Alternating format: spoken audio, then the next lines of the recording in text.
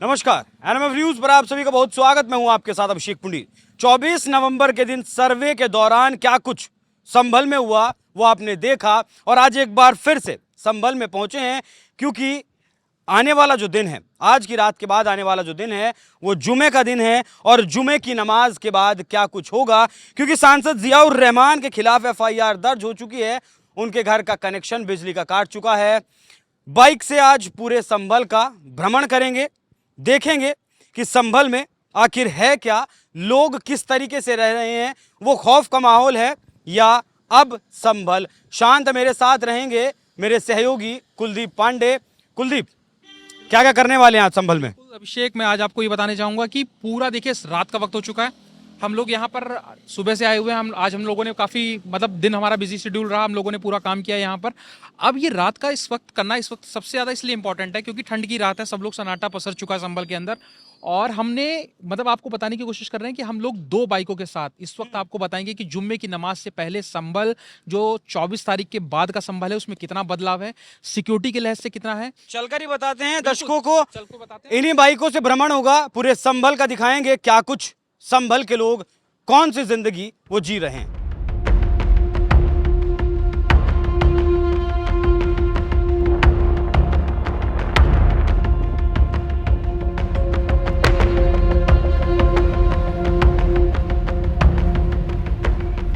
इस वक्त रात के 12 बजे हैं। संभल की सड़कों पर सन्नाटा पसरा हुआ है और देख सकते हैं उसके बावजूद भी पुलिस प्रशासन कितना मुस्तैद है। 24 नवंबर को जो कुछ हुआ उसके बाद से पुलिस प्रशासन लगातार गश्त संभल की सड़कों पर कर रहा है। और जुमे की नमाज से पहले भी आप देख सकते हैं मेरे पीछे किस तरीके से चाक चौबंद सुरक्षा के इंतजामात सरकार के द्वारा किए गए हैं, और जिससे कि जो 24 नवंबर में हुआ ऐसा कुछ जुमे की किसी भी नमाज के बाद या फिर किसी भी दिन ना हो। इस यात्रा के पहले पड़ाव में दिखाया किस तरीके से प्रशासन चाक चौबंद है। दूसरे पड़ाव में पहुंचे हैं हम यहाँ चक्की का पाट नाम से एक जगह है। इस जगह को आप देख सकते हैं मेरे पीछे। इसी बरसात में ये जो जगह है चक्की का पाट जिसे कहा जाता है वो ढह गई थी। इसके बारे में ऐसी किंवदंतियां हैं। ऐसा कहा जाता है कि पृथ्वीराज चौहान की पत्नी संयोगिता को यहाँ कैद करके रखा गया था और उनके जो 2 सिपा सालार थे वो उन्हें ढूंढते हुए आए थे। और जो 2 लोग थे उन्होंने ऊपर एक पेड़ है उसके पास एक चक्की का पाट उन लोगों ने टांग दिया था। वो चक्की का पाट भी फिलहाल जो बरसात हुई थी उसमें वो चक्की का पाट ढह गया है और फिलहाल मौजूदा वक्त में ये बहुत ही जर्जर हालत में है। इसके बगल में एक मज़ार भी बना दी गई है और स्थानीय लोगों का ऐसा कहना है कि ये मज़ार पूरी तरीके से अवैध है। बाकी क्या कुछ इस कहानी में है, कैसे पृथ्वीराज चौहान के द्वारा वो अपने दूत भेजे गए थे, अपने सिपे सालार भेजे गए थे, वो पूरी कहानी विस्तार से आपको बताएंगे मेरे सहयोगी कुलदीप पांडे। कुलदीप, क्या कुछ कहानी उस वक्त रही थी? अभिषेक, इस वक्त जैसे अभी आपने बताया चक्की के पाट की कहानी बहुत इंटरेस्टिंग है। राजा पृथ्वीराज चौहान और कन्नौज के जो नरेश जयचंद के किस्से से जुड़े इसका किस्सा है। जयचंद चौहान ने जयचंद की बेटी को संयुक्ता को इसी इमारत के अंदर कैद कर लिया था। उनके जो योद्धा थे वो यहाँ पर आए थे, आला, उदल और मलखान। उन्होंने देखा कि उनकी वेशभूषा जो है वो नट की भूमिका में थी यहाँ पर, और उसको देखने के लिए संयुक्ता जो उनकी बेटी थी उसको देखने के लिए उन्होंने 60 फीट की ऊंची पर 60 फीट की जो ऊंचाई है इसकी, ऐसा बताया जाता है। वहां पर एक कील टांगने के बाद उस पर चक्की का पाट टांगा गया था और उससे पता लगाने की कोशिश की गई थी कि संयुक्ता किस कमरे में है जिससे वो पता लगा सके। सिर्फ इसका इतिहास इतना है यहाँ पर। और उसके बाद से ये देख ही सकते हैं आप किस जर्जर हालत में है। और समाज यहाँ के स्थानीय लोगों का ऐसा भी कहना है कि समाजवादी पार्टी की सरकार में लगभग 2015 के आसपास इसी जगह पर अवैध निर्माण कर एक मजार भी गढ़ दी गई है। और आज हमने प्रशासन से जिस तरीके से अनऑफिशियली बात करी, उन्होंने ऑफ कैमरा हमारे हमें एनएमएफ की टीम को बताया कि इस पूरे एरिया में 300 से ज़्यादा दुकानें हैं। वो हिंदुओं की भी है, मुसलमानों की भी हैं। अब इनके कागजों को लेकर जाँच बैठ रही है। जाँच पता लगाया जा रहा है कि क्या ये पूरा जो निर्माण है और जिस तरीके से, और इसका सौंदर्यकरण का काम आप देखिए, हमारे कैमरा ऋषभ हमारे साथ इस वक्त जो पूरा हमारी टीम को सहयोग कर रहे हैं, उनको मैं कहना चाहूँगा कि वो पूरा इस इमारत को दिखाएं और बताएं कि किस तरीके से इसका सौंदर्यकरण का काम जो है फिर से हो रहा है। और बताया जा रहा है कि चक्की का पाट यहाँ पर जो बरसात में जर्जर हालत में गिर गया था उसको फिर से प्रशासन जो है लगाने का काम यहाँ पे करना वाला है। ठीक है, यहाँ से जो ये चक्की का पाट जो जगह है ये मेन बाजार है, संभल का मेन बाजार है। मेन बाजार की गली है, मिश्रित आबादी यहाँ रहती है। हिंदुओं की भी यहाँ दुकानें, मुस्लिमों की भी यहाँ दुकानें हैं। और यहाँ से लगभग 100 मीटर की दूरी पर अगर आप राइट साइड में मेरे देखेंगे तो 100 मीटर की दूरी पर यहाँ कोतवाली है और लेफ्ट साइड में लगभग 200 मीटर की दूरी पर वही जगह है संभल की जामा मस्जिद, जिस पर 24 नवंबर को कहर बरपा था।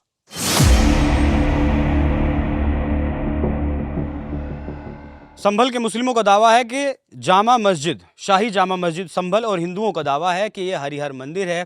यही वो मस्जिद है। यहाँ से 20 मीटर की दूरी पर प्रशासन की बैरिकेडिंग यहाँ पर, प्रशासन मुस्तैद है। कल जुमे की नमाज होनी है, उससे पहले यहाँ 24 घंटे इसी तरीके से प्रशासन चुस्त और दुरुस्त रहता है। यही वो जगह है जहां 24 नवंबर के दिन बवाल हुआ था। वो सारी कवरेज हमने आपको दिखाई है, और यहीं से यही वो मेन सड़क है, मुख्य जो सड़क है जामा मस्जिद की, शाही जामा मस्जिद की, यहीं से 20 मीटर आगे शाही जामा मस्जिद संभल है, जिसको लेकर तमाम तरीके के विवाद आप लगभग 1 महीने से देख रहे हैं।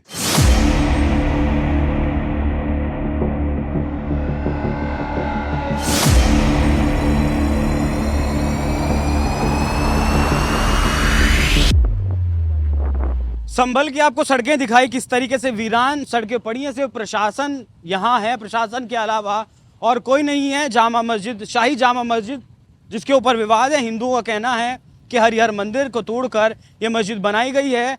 वो भी हमने दिखाया आपको किस तरीके से मस्जिद के चारों तरफ पुलिस प्रशासन डेरा डाले हुए है, क्योंकि कल सुबह ही जुमे की नमाज होनी है। नहीं पता इस जुमे की नमाज में कितनी भीड़ आ सकती है, क्योंकि 24 नवंबर को भी नहीं पता था, 19 नवंबर को भी नहीं पता था। भीड़ 19 नवंबर को भी आई थी, लेकिन उतनी भीड़ नहीं आ पाई थी जितनी भीड़ 24 नवंबर को आई थी। सांसद जियाउर रहमान का मामला फिलहाल गरमाया हुआ है। बिजली चोरी करने का उनके ऊपर केस दर्ज किया गया है। ये भी एक मुख्य चौराहा इस शहर संभल का है, इस कस्बे का है, संभल का है। तो ये कोतवाली का इलाका है, और ये कोतवाली जामा मस्जिद, शाही जामा मस्जिद से लगभग 200 मीटर की दूरी पर है। यहाँ भी इन चारों तरफ जिन सड़कों पर आपको लेकर चल रहे हैं, जिन सड़कों का सूरत हाल आपको दिखा रहे हैं, उन्हीं सड़कों पर हजारों की तादाद में 24 नवंबर के दिन वो दंगाई थे, वो बलवाई थे। नहीं पता वो पत्थर कहाँ से लेकर आए थे, क्या उन पत्थरों को पहले से जमा किया गया था, क्या किया गया था। आप देख सकते हैं एक बार फिर एक और पुलिस की तरफ से एक और टुकड़ी, कुछ और पुलिस वाले यहाँ बैठे हुए हैं। तो संभल का, पूरे संभल का यही हाल है इस वक्त। रात के वक्त यहाँ आम आदमी या फिर संभल का तो कोई निवासी नहीं है, लेकिन संभल की हर सड़क पर, हर नुक्कड़ पर, हर तिराहे पर, हर चौराहे पर आपको प्रशासन की टीमें ज़रूर मिलेंगी, जो 24 घंटे, ऐसा नहीं है सिर्फ रात में, 24 घंटे वो यहाँ मुस्तैद रहती हैं। और जुमे की नमाज से पहले यहाँ की जो सख्ती है, यहाँ का जो प्रबंधन है, वो और ज़्यादा बढ़ा दिया गया है। इस विषय पर हमने संभल के डीएम और संभल के एसपी साहब से भी बात की। उन्होंने भी कहा कि 24 नवंबर के बाद जो कुछ हुआ वो 1.5 घंटा 2 घंटा तो यहाँ पर हुआ, लेकिन उसके बाद से सब कुछ शांत है। किसी ने किसी भी तरीके की कोई खुराफात करने की कोशिश नहीं की। यही पूरा संभल का हाल है। यही वो संभल है जिस संभल को आपने 24 नवंबर को उसके बाद दिन में देखा था। आज देखे संभल, वही संभल, उस संभल की वीरानी रात में कैसे दिखाई देती है। पुलिस चौकी एकता, कोतवाली संभल। अभी 200 मीटर पहले ही एक कोतवाली थी, और सिर्फ 200 मीटर के बाद एक और पुलिस चौकी है। इस बात से आप अंदाज़ा लगा सकते हैं कि संभल कितना सेंसिटिव इलाका है। ऐसा कहा जाता है कि लगभग 80% यहाँ मुस्लिम आबादी रहती है और 20% यहाँ हिंदू आबादी है। लेकिन यहाँ के जो स्थानीय लोग हैं, जो इस काम में हमारा सहयोग कर रहे हैं, हमारी मदद कर रहे हैं, उन लोगों का ऐसा बताना है कि लगभग 90% इस वक्त यहाँ मुसलमान हैं, और सिर्फ 8 से 10% ही हिंदू आबादी इस संभल शहर में बची हुई है। मुरारी लाल का फड़, आपको याद होगा अभी 2 दिन पहले योगी आदित्यनाथ ने उत्तर प्रदेश की विधानसभा में एक जिक्र किया था कि 1978 के दंगे में मारे गए थे 184 लोग। संभल में 184 लोग मारे गए थे, जिन्हें जिंदा जलाकर मार दिया गया था। पहले उन्हें काटा गया, उसके बाद उनमें आग लगा दी गई, आग के हवाले उन्हें कर दिया गया। मुरारी लाल का फड़ नाम से वो जगह है, यही वो जगह है। गेट फिलहाल रात बहुत ज़्यादा हुई है, रात काफ़ी हो चुकी है, तो गेट इस वक्त बंद है, लेकिन यही वो जगह है जिसका योगी आदित्यनाथ ने विधानसभा में जिक्र किया था। यहाँ के स्थानीय निवासियों का ऐसा कहना है कि 1978 में यहाँ हज़ारों हिंदुओं को काट कर जिंदा जलाया गया था। उनकी जो राख है, राख तो नहीं लेकिन जो काले निशान जलने के पड़े थे वो आज भी इस मुरारी लाल के फड़ में मौजूद हैं। सुबह के वक्त इसकी पूरी क्या कुछ कहानी है वो भी आपको ज़रूर दिखाएंगे, लेकिन फिलहाल देख लीजिए रात को यहाँ के स्थानीय निवासियों का ऐसा कहना है कि इस जगह पर फिलहाल कब्जा कर लिया गया है अवैध तरीके से, लेकिन ये वही जगह है, ये वही मुरारी लाल हैं जिनके बारे में ऐसा कहा जाता है कि वो हिंदू हो या फिर मुसलमान हो सबको साथ लेकर चलते थे। किसी को पैसे से मदद करनी हो, किसी की कोई लड़ाई हो, झगड़ा हो, हर चीज़ में मदद किया करते थे। लेकिन लोग जब उनके पास आकर छिपे थे, जब वो 78 का दंगा हुआ था, लोग इनके आहते में, इनके फड़ में आकर छिपे थे, तो यहाँ मुस्लिमों की एक भीड़ ने, स्थानीय निवासियों का ऐसा कहना है, हाथ पैर लोगों के अलग कर दिए थे। किसी को बीच से 2 फाड़ कर दिया था, किसी के हाथ पैर अलग कर दिए थे। बहुत ही ज़्यादा निर्मम तरीके से, बर्बर तरीके से पहले लोगों को काटा गया था और फिर उनमें आग लगाई गई थी। किसी को अपने परिवार वाले की चप्पल जूते से पहचानना पड़ा था, तो किसी को किसी परिवारजन का हाथ दे दिया गया, किसी को पैर दे दिया गया कि जाइए इनका अंतिम संस्कार कर लीजिए। 1978 में जो तबाही या जो कहर बरपा था दंगे में, वो इसी जगह पर मुरारी लाल का फड़ इसे कहा जाता है, यहीं बरपा था। संभल यात्रा के इस अगले पड़ाव में पहुंचे हैं, उस मंदिर में जिस मंदिर का ताला खोला गया। 46 साल बाद प्रशासन ने एक रेड के दौरान, बिजली चेकिंग के दौरान मिला प्रशासन को उस मंदिर का ताला खोला। यही वो मंदिर है जो 46 साल पहले 1978 के दंगे में बंद कर दिया था। आज इस जगह पर जो 46 साल पहले जहां ताला लगा दिया गया था और जिस पर, दिखाइएगा ज़रा कैमरे से, इस जगह पर बाउंड्री कर दी गई थी, दीवार बना दी गई थी और इसको पूरी तरीके से ढक दिया गया था। वहां तक पूरा ढक दिया गया था, लेकिन प्रशासन के द्वारा इस अवैध ढांचे को तोड़ा गया, मंदिर की सफाई की गई और आज प्रशासन वहां मुस्तैद बैठा है। 7 सीसीटीवी कैमराज लगाए गए हैं, मंदिर के भीतर भी है और मंदिर के चारों तरफ जितनी भी गलियां हैं वहां हर एक सेकंड के मूवमेंट पर नजर रखने के लिए प्रशासन की तरफ से सीसीटीवी लगा दिए गए हैं। मैं इस खबर पर और ज्यादा विस्तार देने के लिए इस मंदिर पर क्या कुछ यहाँ है, मेरे साथ मेरे सहयोगी कुलदीप पांडे, क्या कुछ खबर है कुलदीप जी? सर अभिषेक, मैं ये बताना चाहूँगा आपको 14 दिसंबर से ये पूरा सिलसिला शुरू होता है। ठीक है, शनिवार को प्रशासन यहाँ पर बिजली चोरी के, आपने जैसे पूरे दिन आप लगातार कवरेज कर रहे हैं, एनएमएफ न्यूज़ की टीम का सबसे अहम किरदार आपने जो है इस संभल कवरेज के दौरान दिखाया। और उसमें सबसे इंपॉर्टेंट चीज़ ये है कि 14 तारीख को शनिवार को ये पूरा घटनाक्रम यहाँ चालू होता है। बिजली चोरी बताई जाती है, यहाँ पर प्रशासन पहुँचता है पूरी फोर्स के साथ, बिजली विभाग यहाँ आने से डरता है, प्रशासन को बताया जाता है, एसपी साहब को बताया जाता है, डीएम मौजूद रहती है यहाँ पे, सब कुछ भारी फोर्स के साथ यहाँ पर प्रशासन पहुंचा।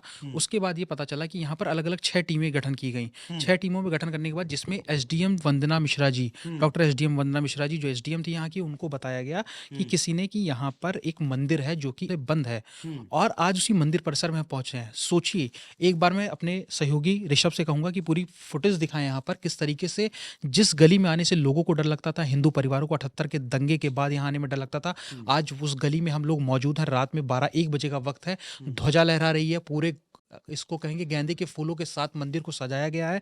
आपने भी थोड़ी देर पहले बताया यहाँ पे दीवार चिंदी गई थी, सामने मुस्लिम परिवार था, इधर उधर पूरी तरफ हर तरफ यहाँ पे पूरी आबादी जो है मुस्लिमों की है।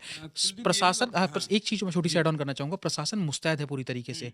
सोचिए किस तरीके से सीसीटीवी फुटेज यहाँ पे लगाई गई है, 7 कैमरे लगे हुए हैं जो पूरे हाई मोड अलर्ट पर है इस वक्त। प्रशासन यहाँ पर पूरे दिन लोगों का तांता लगा रहता है, यहाँ पर प्रशासन उनको भी देखरेख करता है, जो लोग दूर दराज से आ रहे हैं उनको चढ़ावा चढ़ रहा है। और जो अवैध निर्माण किया गया था जिसके बारे में बात कर रहे हैं, और जो इसके बिल्कुल पीछे का मकान भी बना गया है, रिपोर्ट्स में आपने देखा भी होगा कि छज्जे को मकान मालिक खुद ही तोड़ रहे हैं, वो पूरी कहानी है? छोटा सा एग्जांपल बताता हूँ। 17 दिसंबर को ये रिपोर्ट फाइल की गई है, 9 बजे पुलिस और राजस्व की टीम यहाँ पहुंचती है।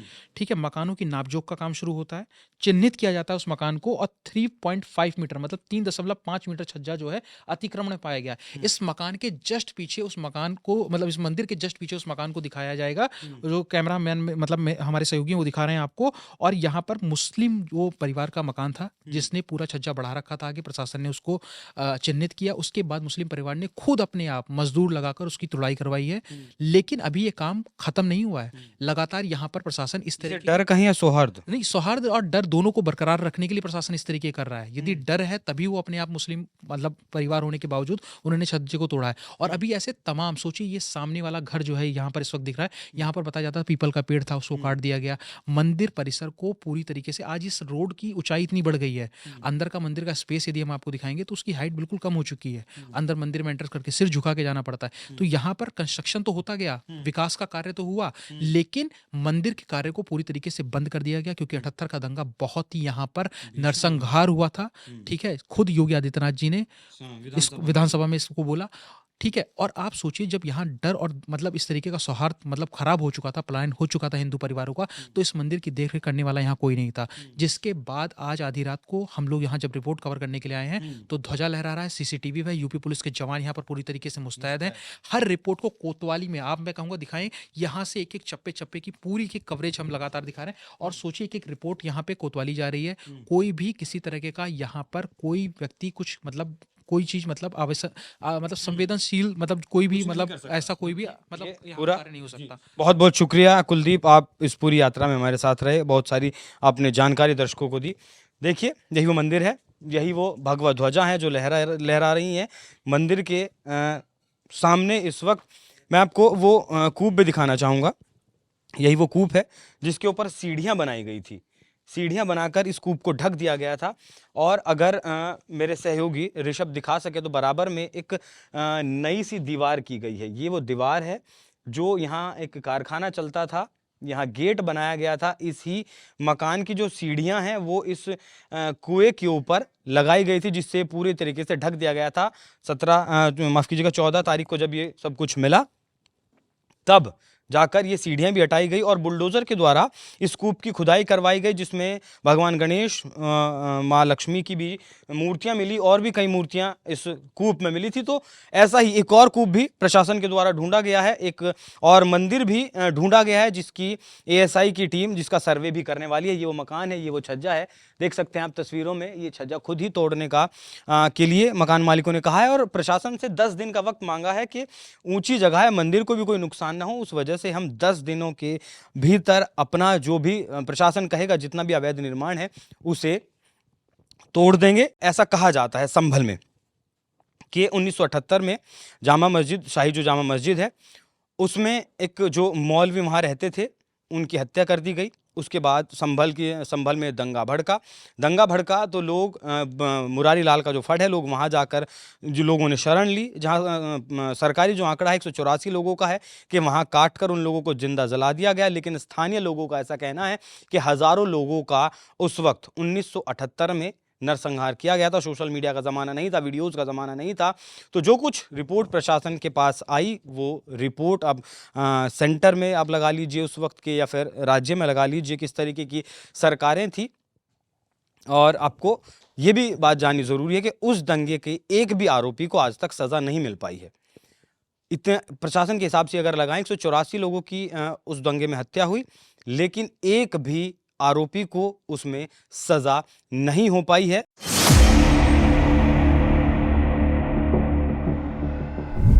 पूरे संभल का रात में भ्रमण करने के बाद हमने जो देखा वो ये देखा कि हर चौराहे पर, हर तिराहे पर पुलिस प्रशासन मौजूद है। और अगर चौराहे और तिराहे में कुछ ज़्यादा दूरी है तो आप लगा लीजिए कि हर 100 मीटर पर प्रशासन यहाँ चौक चौबंद तरीके से बैठा है। एक टोली कहें तो एक टोली लगाकर बैठा था। दिन में तो आपने बहुत देखा होगा संभल का सूरत हाल, लेकिन ये था सारा मंदिर दिखाया आपको पूरे संभल में जो कुछ हुआ, संभल का जो भी कुछ इतिहास रहा वो रात को आपको दिखाया। और ये भी दिखाया कि किस तरीके से रात में संभल में गतिविधियां हो रही हैं 24 तारीख के बाद। इस पूरी रिपोर्ट में मेरे सहयोगी ऋषभ मेरे साथ रहे, आपका बहुत बहुत शुक्रिया। कुलदीप पांडे मेरे साथ रहे, आपने देखा भी, बहुत बहुत शुक्रिया। और संभल के दो स्थानीय निवासी जिनका नाम मैं आपको नहीं बता सकता क्योंकि मामला इतना सेंसिटिव है, ना तो उनके चेहरे में आपको दिखा सकता हूं, ना ही उनका नाम मैं आपको बता सकता हूं, क्योंकि अगर मैंने ऐसा किया तो शायद नौबत उनकी जान पर भी आ सकती है। संभल की ये यात्रा आपको कैसी लगी कमेंट कर ज़रूर बताइएगा। और साथ ही मेरे सभी साथियों का एक बार फिर से बहुत बहुत धन्यवाद।